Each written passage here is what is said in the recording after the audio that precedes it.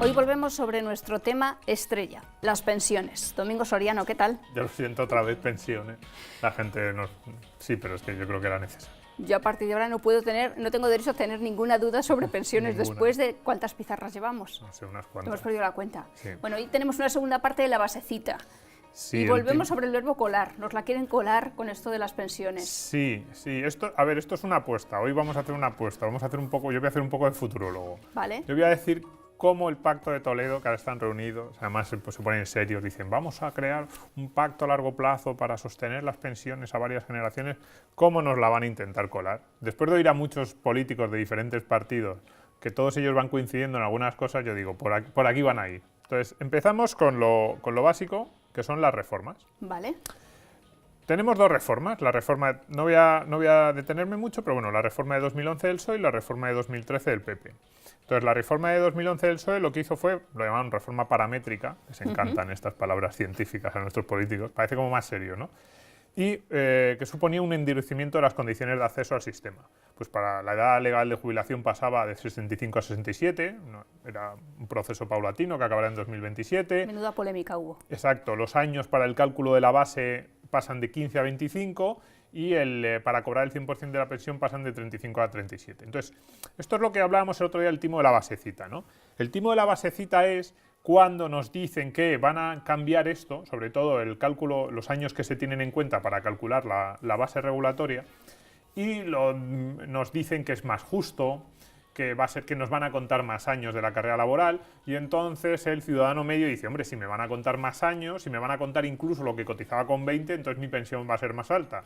Pero... No, este es el timo de la basecita, no, te cuentan más años en la parte de arriba de la división, pero luego en la parte de abajo también te cuentan más años porque te cuentan toda la vida laboral. Al final lo que hacen para calcular la base reguladora es una media. La media del aportado entre los años cotizados. Entonces, si te suben las dos cosas, como casi todos pagamos menos cotizaciones con 20 años que con 60, ampliar los años supone una pensión más reducida. Desde luego. Pero el lenguaje, el timo de la basecita es que ellos te dicen vamos a tener en cuenta toda la vida laboral, va a ser más justo, nadie se va a ver penalizado si le han despedido a los 60. Y es como, pues, incluso aunque te despidan a los 60, normalmente este tipo de ampliaciones te perjudican, ¿no? Bien, pues la reforma del PSOE fue por ahí y la reforma del PP lo que hizo fue establecer el índice de revalorización de las pensiones, que sustituía al IPC.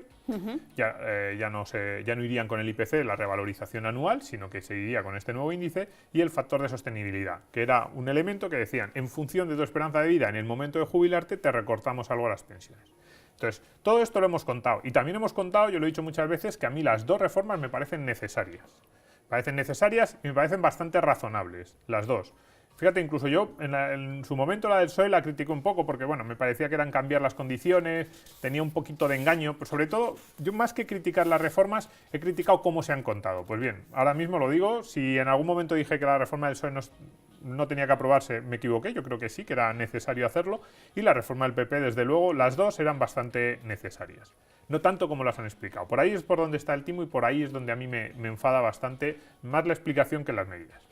Entonces, ¿cuál es el siguiente paso? Bueno, nuestros políticos saben o intuyen, o digo yo que deberían saberlo porque se le ha dicho muchas veces, por ejemplo, este gráfico lo planteó el presidente de la AIREF, José Luis Escrivá, en la comparecencia que tuvo en la Comisión del Pacto de Toledo, les enseñó este gráfico. ¿Y este gráfico qué es lo que dice? Pues, si lo vemos, la parte roja es cómo se recortan las pensiones de entrada con la reforma del PSOE, esas reformas paramétricas, ¿no?, de endurecimiento de las condiciones de acceso, ese timo de la basecita, ampliar los años de cálculo, todo eso. Es la parte roja. ¿Y cómo se recortan las pensiones de entrada con la reforma del PP, la de 2013? Es la parte gris de la barra. Entonces, como vemos, esto ya lo hemos contado, este gráfico ya ha estado en la pizarra, se recorta muchísimo más con la reforma del PSOE de 2011 que con la del PP en 2013. Repito, yo estoy a favor de las dos. O sea, yo estoy a favor de los dos recortes. Yo soy el más malo de todos los malos. No pasa nada.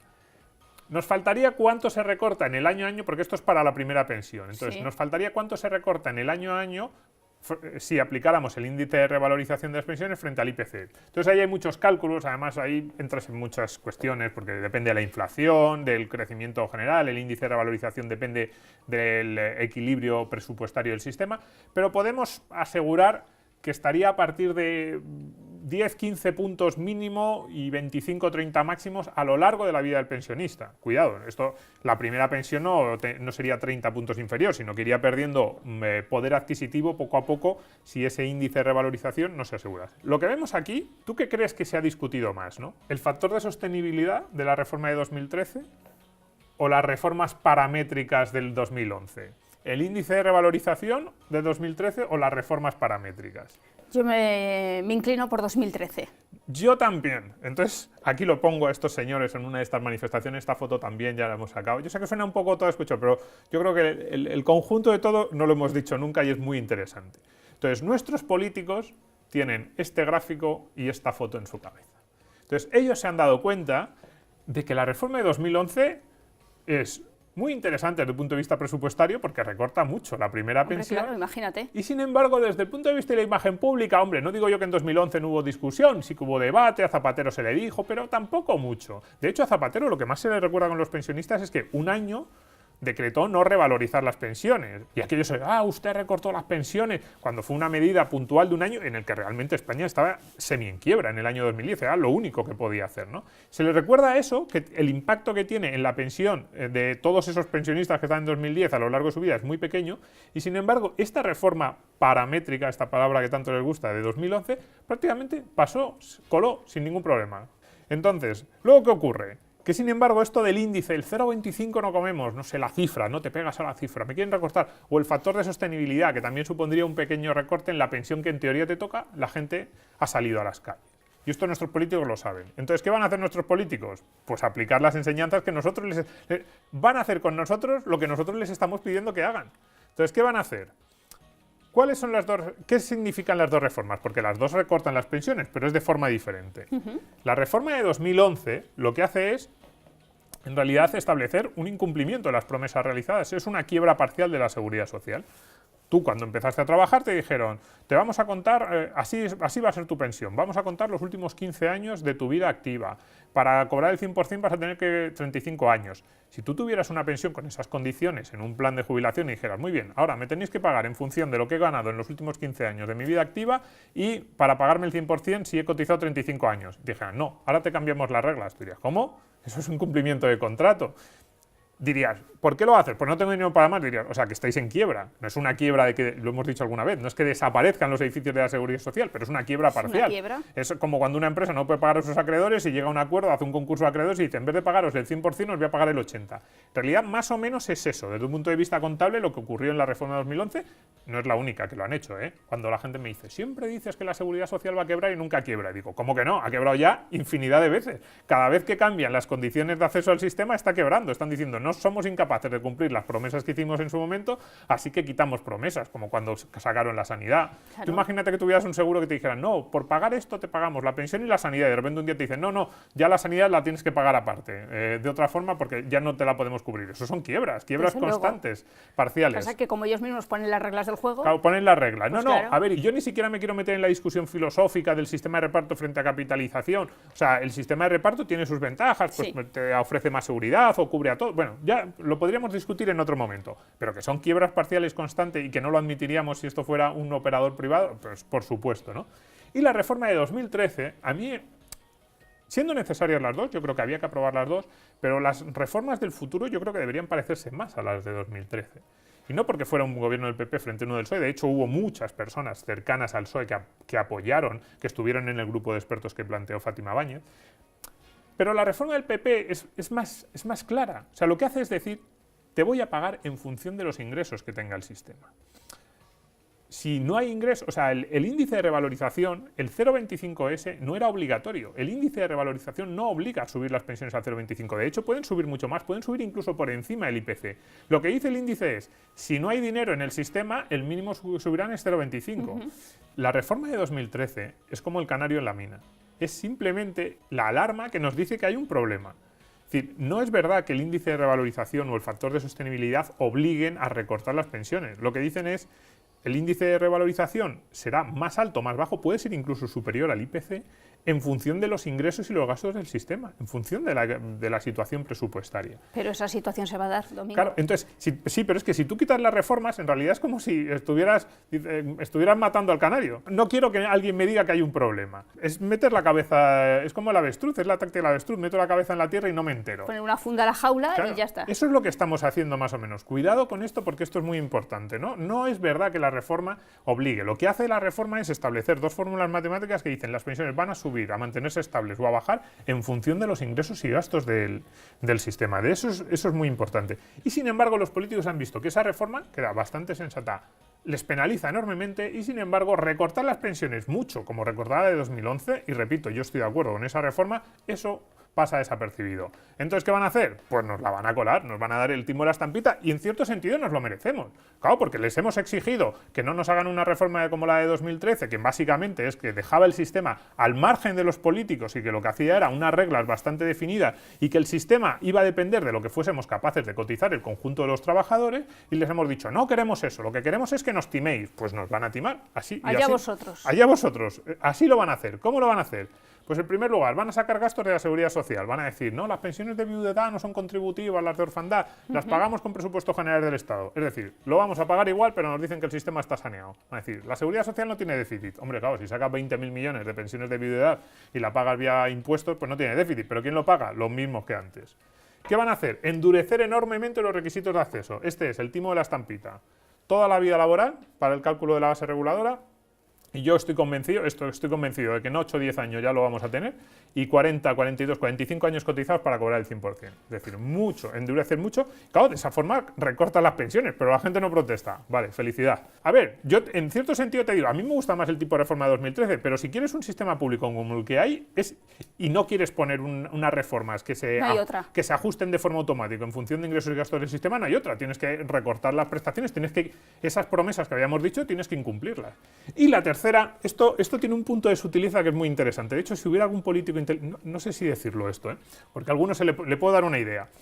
Van a decir, la edad de jubilación se mantiene a los 67 años, pero vamos a dar flexibilidad para que cada uno se jubile cuando quiera. Elige. Entonces, ¿cuál es la traducción de eso? La traducción de eso es, si quieres las condiciones de 2017, trabajas hasta los 70, 72 o 75 años. Si te jubilas a los 67, puedes, porque es la edad legal. Pero... Yo certifico que la edad legal, pero, entonces, claro, ¿cuál es tu tasa de sustitución? Claro, si tú quieres las condiciones, la tasa de sustitución, la relación pensión-salario que hay ahora mismo, probablemente te vas a tener que ir a 70, 72 o 74. Si te jubilas a los 67, de repente la tasa de sustitución, en vez de ser el 70 o el 80% como es ahora, se te va al 50 o al 40. Eso sí, es tu derecho.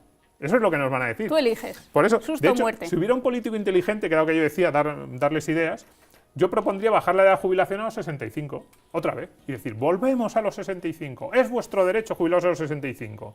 Oh, fantástico. Oye, ¿cuál es...? El titular lo tienes. Claro, ¿cuál es la pensión que me queda? No, el 30% de tu salario. Oye, pero es que mi padre, cuando se jubiló a los 65, tenía el 80%. Bueno, ya las condiciones del sistema, la sostenibilidad, pero te puedes jubilar a los 65, ese es tu derecho. Pues ese tipo de retórica falsa, dulzona y pastosa es la que les estamos pidiendo a nuestros políticos y es la que van a utilizar. Por eso digo que si hubiera uno inteligente lo pedía volver a los 65, eso sí, pero volver a los 65 solo en la edad. Las condiciones no van a ser El esas. resto igual. Las condiciones van a ser estas, o mucho más parecidas a estas. Entonces yo lo que le digo a la gente es, mucho cuidado con lo que salga de las recomendaciones del Pacto de Toledo, mucho cuidado con el lenguaje dulzón y mentiroso de los políticos, y mucho cuidado con lo que les pedimos. Les hemos dicho, no queremos una reforma que se ajuste automáticamente como hay en los países, por ejemplo en Suecia. La reforma de las pensiones que puso en marcha en Suecia a principios de los años 90 tenía muchos elementos en común con la planteada en 2013. Se ajusta automáticamente. Las pensiones están fuera del debate político. Se suben o se bajan en función de cómo están los ingresos del sistema. Nosotros les hemos dicho a nuestros políticos, eso no nos gusta, eso no nos parece bien. Nosotros queremos que las pensiones sigan dependiendo de vuestra decisión cada año. Queremos que nos sigáis mintiendo. Pues nos van a mentir y nos van a mentir así. ¿Y lo de plantearse una pensión privada? Sí, eso... Porque quizá es el momento. Con todo lo que hemos contado aquí en estas pizarras, sí, si los es que yo no veo otra salida. A ver, si los políticos fueran honrados, lo que nos dirían es, el sistema va a seguir, y yo lo digo así, la seguridad social no va a desaparecer, pero lo que nos van a dar en función de nuestro salario va a bajar muchísimo. Ahora mismo la seguridad social está dando el 80 o el 90% del salario a las personas que se jubilan, y eso va a bajar al 60-50%. Entonces, un político honrado debería decir, esto, reformas como la de 2011-2013 o una reforma, un endurecimiento aún mayor en las condiciones de jubilación es inevitable. ¿Qué tienes que hacer si quieres mantener tu nivel de vida después de la jubilación? Efectivamente, lo que tú has dicho, un plan de pensiones privado. La revolución de las pensiones que necesitamos es una revolución de claridad, de que nos digan la verdad, porque el sistema, que esto es así, es inevitable. Con la reforma de 2011, 2013 o con esta, la tasa de sustitución va a ir bajando, la relación entre nuestra pensión y nuestro último salario va a ir bajando porque no, eso es inevitable. Entonces, que nos lo digan y que nosotros seamos capaces, ya incluso la pensión podría mantener el poder adquisitivo, pero incluso esa pensión manteniendo poder adquisitivo no va a mantener la relación pensión-salario porque los salarios de dentro de 30 años van a ser muchísimo más altos porque vamos a vivir en un país muchísimo más rico.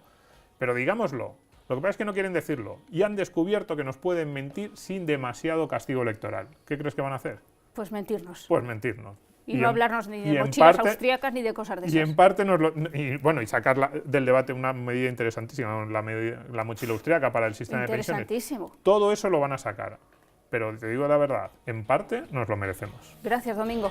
Hasta luego.